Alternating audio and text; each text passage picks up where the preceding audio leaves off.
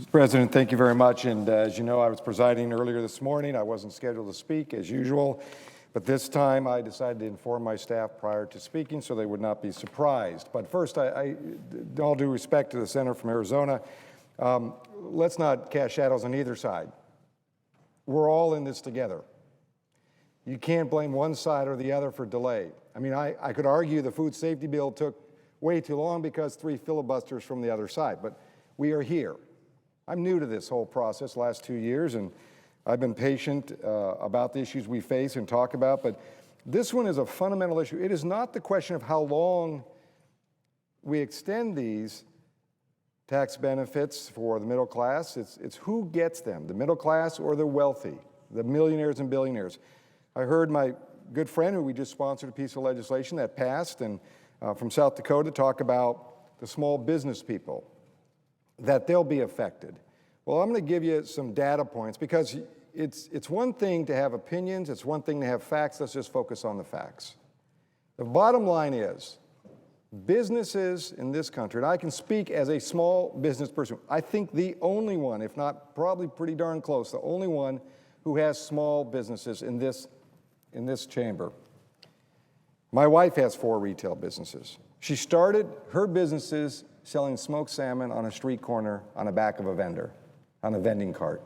Today, she employs over 30-some employees, struggling every day, but in making a difference in the small business world. Who are these people, the small business community that I hear from the other side they talk about? I have no clue. Most of them have been in it or not, but I have. Who are these people? These are the people we get our dry cleaning from, or we go to the convenience store, or the pizza parlor, wherever it might be. These are the small businesses we're talking about. The small business community of this country who make $1 million gross, that's not their taxable income, gross, $1 million and under, which probably their net income is well below $200,000 on that. The taxable income is 95% of the businesses of this country. So when you look at, and I like the $250,000 and under proposal, I also like the compromise. The compromise that Senator Schumer has brought forward, $1 million and under, because it catches 95+% of the small businesses of this country. So when you hear, and I continue to hear on the other side, that we're going to have an impact on the small business community, you're not. If you support the efforts of helping the middle class, and you support the efforts of helping small businesses that gross $1 million and under, and again, for those that don't know the difference between gross and net is the profit, that's what they get taxed on. Gross is what they sell the product for, not what they get taxed on. Don't confuse the numbers and confuse the American people. But it is 95+% of the businesses will enjoy the tax relief and break. So don't be confused by some of the numbers that are thrown around on the other side, or their one-liners. Now, I'm going to tell you from an Alaskan. You know, when I go back to Alaska and I listen to the constituency, or when I get the phone calls, the emails, the 1,000+ letters and emails I get every single week, what do they want? They want to make sure the small business community, because in our state, 56% of the employment is generated by small businesses. Small businesses that every day are making a difference. Those are the folks we're focused on. It's a question of not how long these extensions are or how long these breaks are, who gets them? Is it the millionaire, billionaire club, or the people who, I know the other side complains, and even some on our side complain that we're here on a Saturday, but you know what? There are a lot of Alaskans, a lot of Americans, a lot of folks from Colorado, Mr. President, that are working today. They're working on Saturday, working on Sunday, working 1 or 2 or 3 jobs. So first I'd say to my colleagues, we are here to have a debate. Some might want to call it political. Well, welcome to politics, where 100 people got elected to a political process. This is what I came for, a debate and discussion about what's important to the American people, to people who I represent, Alaskans. That's what I came here for. You know, yesterday, the Wall Street Journal, again, not a very liberal magazine, as well as the Washington Post, which some may consider a liberal newspaper, just read their headlines. You know, we can talk about what's making the economy move. What's making the economy move is consumer confidence. Not millionaire and billionaire confidence, I can tell you that. They got $2 trillion stuffed away in a bank account. And my friend from Iowa, he and I have done some work together. I respect him greatly. He's right. $2 trillion are stuffed away with the millionaires and billionaires. But the people who are expending the resources and buying in this economy are people who are the middle class, the working people of this country. So it's a question of who do we support?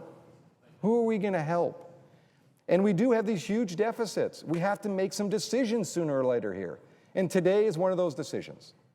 We're going to make a decision, hopefully, that millionaires and billionaires, we're not going to fund your tax bonus, your tax giveaway from the taxpayers on the backs of the future. But we are going to help the small business community. We are going to help the middle class. When you look at the numbers, Cyber Monday, maybe some of you may not know what this is. I do because we're in the retail business in our family. First there's Black Friday, which is the Friday after Thanksgiving. Then there's Cyber Monday, that occurs Monday. Cyber Monday alone raked in a historic $1 billion. Now, no disrespect to the millionaires and billionaires. They're not on Cyber Monday, I guarantee you that. Everyday Americans are. Everyday Alaskans are, especially in Alaska, because we got to get a lot of product from not necessarily always in our state. Double-digit increases to the automobile industry. The automobile industry that we helped out to make sure they could survive, but now they're having double-digit sales. Home sales in October, existing home sales, which is critical to clean the inventory. Again, from the real estate industry, I know this. 10.4% increase in October. Now, that's not millionaires and billionaires buying those homes because they just trade them among their friends. These are working Alaskans, working Americans spending their money because they believe in the future. But here we are about to have this political debate, and I understand there's a lot of swapping and trading going on, and we're having the debate today, and who knows what's going to happen next week on other legislation. To be very frank with you, I think that's not the way this should operate. We should vote this based on the merits of the 95+% of the business community that will benefit from the Million and Under program, the 98% of the middle class that will benefit. That's who we should be talking about. When you look at the data points in regards to the consumer confidence, we're now the third month in running of increase in consumer confidence. 30 retail chains talk about their record increases in sales. Again, the people who are shopping at these places, people like myself, my family, my brothers and sisters, many Alaskans, that's what this is about. So it's not a question of how long to extend these things. It's who will benefit from the right public policy discussion and decisions. Small business folks benefit. And, I understand the other side doesn't like the 250,000 and under. So a lot of us on this side, moderates, said, well, why not try something a little different? Let's up it a little bit. Let's get to the $1 million threshold because it covers basically everybody except the millionaire and billionaire club. That seemed reasonable. I have yet to see any compromise from the other side. That's what also the election told us. It wasn't one side won, one side lost. What the people of this country, people in Alaska are telling me every day, get busy, solve problems, compromise, and move forward. And the compromise should be not on how long these go, but who benefits. So my view, again, I'm going to support both of these. I think the compromise that's been laid out on the $1 million and under make a big difference to our business community, clearly. So that argument that I keep hearing from the other side, and I will tell you this from the other side, I'm a small business person. I know who these people are. So when you talk about it and talk about an economist says this or that, I've worked in it, I live it, I see it. So I understand what they're asking me to do.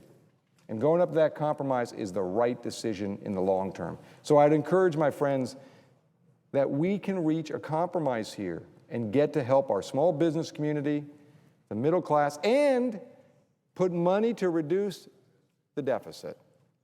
To reduce the deficit. Help our economy, reduce the deficit. I'd say that's a pretty good deal, and that's what the taxpayers told us and the voters told us this last election. So again, to my friends on the other side, we're reaching out. Now, you may not like the 250,000, but the $1 million and under is a step and a positive step to help our communities. And again, why would we give millionaires and billionaires $300 billion in another bonus? It makes no sense to me. They're not the ones driving this economy, despite what my friends on the other side might say. It is the people who are the small business community. It is the people who work every single day, who are working today while we sit here and deliberate this issue, who will be working tonight and tomorrow and Monday. For us to sit around and say, let's wait till Monday to sit down and have compromise, today is the day. Right now, this is what we're doing.